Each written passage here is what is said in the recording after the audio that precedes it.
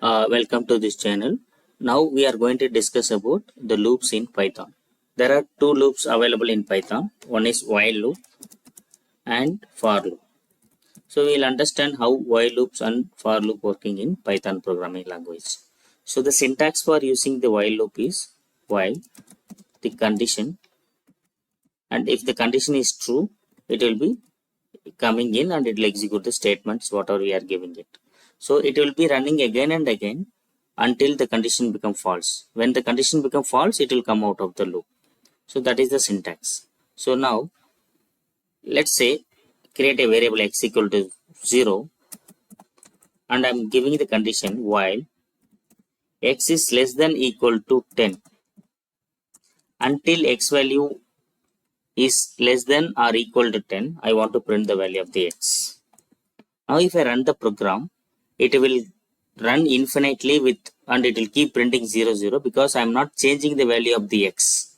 In the while loop, guys, we have to either increment or decrement the value of the variable so that it will be changing. Otherwise it will be unchanged and always it will print 0 for infinite time.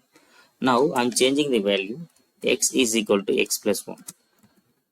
So first time when it comes, it checks 0, x is 0. If 0 is less than or equal to 10, yes, then it will print 0. Then x value is incremented by 1, 0 become 1. It will go and check the condition. Is 1 is less than 10, yes, it will print 1. Then 1 becomes 2, right? 1 plus 1, 2.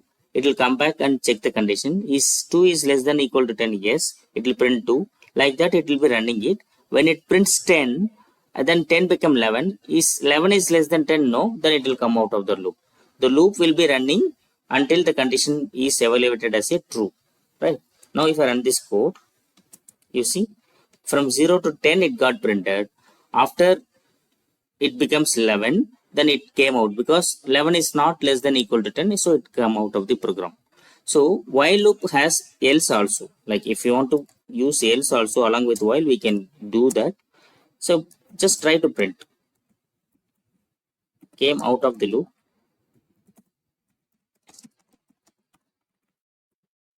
Because the value of x become x is something like you can put like this comma x. Let's print what is the value of x when it came out. See, came out of x because x value. When x value becomes 11, this condition is not true because 11 is not less than equal to 10, so it came out. So this is how the while loop is running. The for loop is used for maybe if you want to run the loops for different values, different set of value, different type of value, we can do the for loop. Say for example, let's give the information is equal to, let's say Rahul, and location is say Chennai, and 35 age, and say salary is 1000, and whether he is in USA or something, let's say false, some boolean value I'm giving that.